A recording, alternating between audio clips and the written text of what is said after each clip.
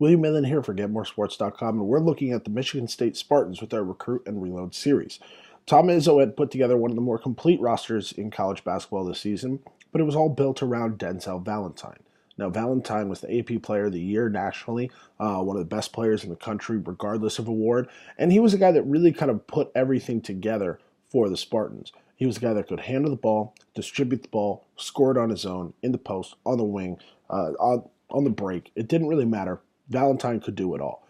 Obviously, when you lose a player like that, you have to be able to replace him not just with one guy, but with kind of reinforcements. And that's what Tom Izzo has really done with his 2016 recruiting class.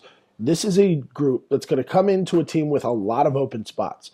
Really, only Aaron Harris, that returns next year from Michigan State, saw significant minutes this season. So someone like Miles Bridges, someone like Joshua Langford, both of those guys are going to have the opportunity to step right in right away and make an impact for Michigan State. Now, this 2016 class is considered one of the best classes we've recently seen in college basketball. So many of us talk about the class of 2014 with the likes of Jahlil Okafor, that freshman class at Kentucky, Karl Anthony Towns. You had Duke, you had Kentucky in the Final Four because they're freshmen. The class of 2016 should be better than that. And so you think about what guys like Langford and Bridges can do for Michigan State. Now, that's not all they're bringing in, but those are the two highlights.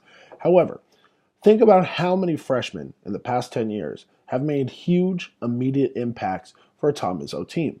It's not that they aren't talented, it's that Tom Izzo demands so much from his players defensively, and certainly when you're talking about strategy on the offensive end, that sometimes freshmen take a little bit of time to catch up.